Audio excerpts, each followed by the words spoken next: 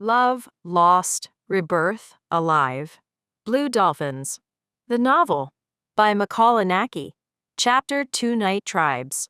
Episode 9. Empathic Pain. Coco watched Jim's blue feathers dissolve into the pulsing mass of the dance floor. Her gaze shifted back to Hanalei. He was a ghostly silhouette of fluorescent white, his eyes clamped shut, his arms raised as if receiving a revelation. He wasn't just high, he was in a state of deep, meditative suspension. She stirred her lava flow, the red strawberry puree swirling into the white coconut milk like molten rock consuming a snowy landscape. "Let me find out," she whispered to the rim of her glass. She rose from the stool with the calculated elegance of a puma. She didn't just walk onto the dance floor. She entered it, her hands sweeping through the air to gather the electric energy of the trance beats. She closed her eyes, letting the 140 BPM rhythm override her pulse until her movements became a perfect, mirrored shadow of Hanalei's. Coco focused every ounce of her intent. She channeled her concentration into a single psychic spear, launching it toward the center of his consciousness. "Hanalei!" She didn't speak. She shouted his name in the silence of her own mind with the force of a physical blow. The instant she snapped her eyes open, Hanalei's eyes flew open too. He was looking directly at her, a serene, knowing smile on his lips. "Did you call my name?" he asked, his voice steady. Coco stopped dead. The dancers around them became a blur as she stared at him in disbelief. "Oh my God, did you hear that?" she nearly shouted. "I heard it. It was so clear I was wondering how loud you had to yell to get over this music." He laughed, the sound bright and grounded despite the booming bass. Coco laughed back, though her face was a mask of shock. "What sharp hearing you have to hear me in all this noise. I can't believe it, Dot," she thought, her heart hammering against her ribs. Who is he, really? She knew the legends of the islands, of the Aumakua, and the ancient Hawaiian blood that carried hidden dormant abilities. Was this just a chemical coincidence of the drug, or was she witnessing something she wasn't supposed to see? She tried to push the questions down, knowing her own tendency to obsess over the unexplained, but the blue aura she had seen earlier now felt less like a trick of the light and more like a warning. As they continued to dance, a radiant, joyful energy began to spiral around them. For Coco, the air seemed to thin and sweeten. Her movements, usually sharp and deliberate, became effortless. Her mind felt like a vast, clear radio, tuning into frequencies that bypassed her ears and hummed directly into her soul. "It almost feels like I'm on ecstasy," she realized, though she hadn't taken a single pill. Her breathing fell into a rhythmic lock with Hanalei's. Their bodies became two parts of a single machine, swaying in a perfect, harmonic dialogue. Coco closed her eyes, and the darkness behind her lids exploded into vivid, cinematic light. She saw herself as a toddler, small and sun-browned, gathering damp white sand from the retreating foam of the Pacific while her mother, so young, so vibrant, watched over her. She was building a magical castle, a dream she hadn't recalled in decades. Then the vision blurred and recalibrated. She saw Hanalei, his chin resting softly on the warm skin of a lover's back, both of them tangled in a white linen blanket, sleeping in a sanctuary of peace. The image shifted again. Coco was a child once more, sleeping soundly on her brother's lap, safe from the world. A profound joy washed over her. It was as if Hanalei's presence was a key, unlocking a chest of forgotten happiness. For every vision she saw of his life, a corresponding treasure from her own surface to meet it. Hanalei, meanwhile, was anchored in a different kind of vision. Through the haze of the strobe lights, he spotted a figure at the edge of the bar, a tall, slender man with light brown hair, standing in a pocket of stillness. He looked so much like Kevin. The resemblance was heart-stopping. Hanalei didn't stop dancing, but his focus narrowed until the rest of the club was just a blur of static. He looked away for a split second, blinking against the glare of a laser. And when his eyes returned to the bar, the space was empty. The man was gone, an apparition swallowed by the crowd. Hanalei looked up, his heart hammering against his ribs. The laser beams shattered against the mirror ball, sending 1,000 needles of light across the ceiling.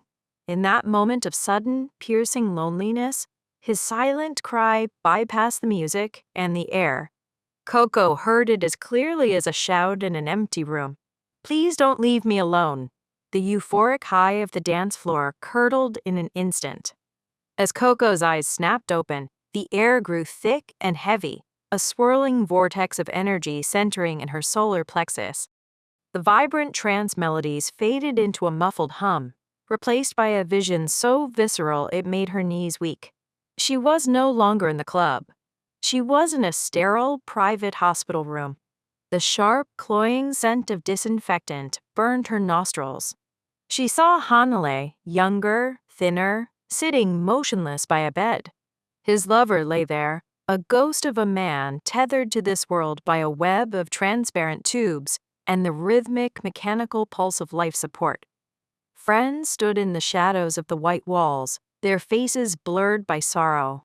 The monitor's green line spiked and dipped in a slow, agonizing crawl. Beep beep. Hanalei's desperation bled into Coco's mind, a frantic, silent prayer for a miracle that she knew, with a cold certainty of the perceptive night, was never coming. "Please, live for me." The whisper wasn't in the room, it was inside her skull. Then the rhythm broke. The slow beeps stretched, faltered, and vanished into a single, high-pitched, eternal flatline. The sound acted as a bridge, dragging up a memory Coco had buried under a decade of Waikiki parties.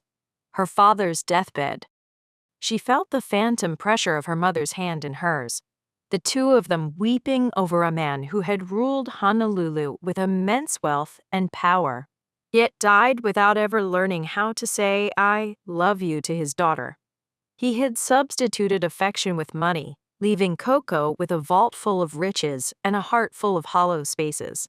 Suddenly, a physical agony, sharp and jagged as a piece of the reef, stabbed into the center of Coco's chest. It was as if her heart had been seized by a cold hand and squeezed until it threatened to stop. She gasped for air, her eyes flying open. Hanalei was right there, his back turned to her, still dancing with a fluid, haunting grace. To everyone else, he was a masterpiece of white paint and rhythm.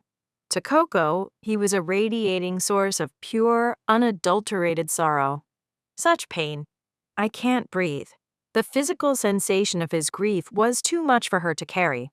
Her heart felt like it was being ripped apart by the sheer gravity of his loss. Unable to bear another second of the connection, she spun away. She didn't look back at Jim or the bar. She fought through the sweating, dancing bodies toward the back door, escaping into the night air as her heart hammered a frantic, pained rhythm against her ribs. Jim was deep in the glow of the Blue Dolphin, caught in a whirlwind of laughter with Andrew, a tourist from Los Angeles. Andrew was ecstatic. He couldn't believe a man as striking and well-built as Jim was giving him the time of day. And when Jim suggestively whispered about heading back to the hotel for more fun, Andrew was ready to follow him anywhere. But across the room, the atmosphere had fractured.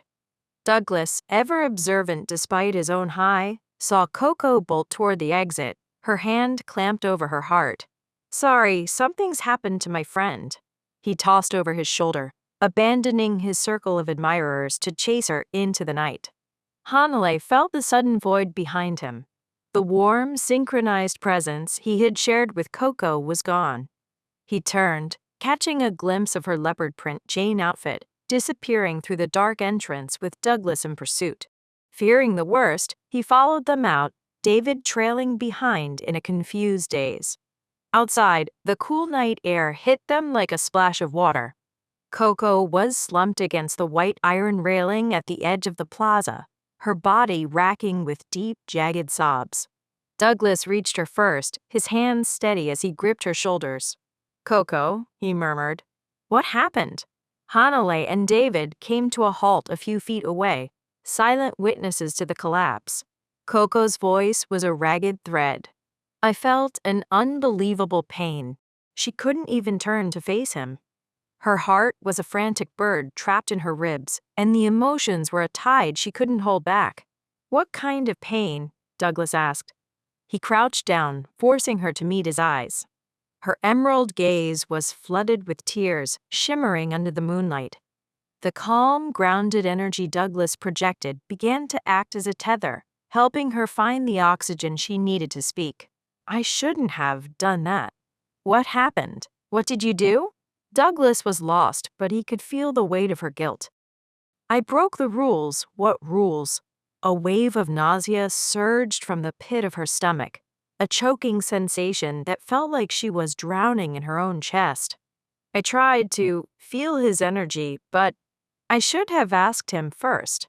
Douglas didn't fully grasp the mechanics of her psychic intrusion, but he felt the truth of it. "He is carrying an immense pain," she gasped, her hand moving from her chest to her mouth as she fought the urge to vomit. "I couldn't bear to see it. I couldn't endure it." Such incredible pain, she thought, the words echoing in the silence. "To think he carries such sorrow, dragging it behind him like a shadow." Hanalei stood frozen. He knew. He didn't need Coco to explain. He looked at the white tattoos on his arms, glowing faintly in the moonlight, the patterns he had designed for a dead man. He realized then that his grief wasn't a secret, it was a frequency, and Coco had accidentally tuned into the station of his soul. To be continued. Swim and listen to the historical gay drama in the center of the Pacific. We are releasing a brand new episode every single day until the epic conclusion of the story. Each chapter delivers a tight, hyper-focused 15 to 45-minute hit of cinematic historical drama set in the tropical islands of Hawaii, the perfect daily plunge into the shattered world a millennium after 9/11. Watch the cinematic video trailer. Listen to the full novel now. Bookmark Blue Dolphins. The Novel Playlist, A Great Argead Saga, Alexine, Volume 1, Talesius Playlist, Volume 2, Sacred Band Playlist, and Divine Oracle. Unwritten words behind my novel playlist. Subscribe to follow the waves and currents of Forbidden Paradise love tales. Comment below.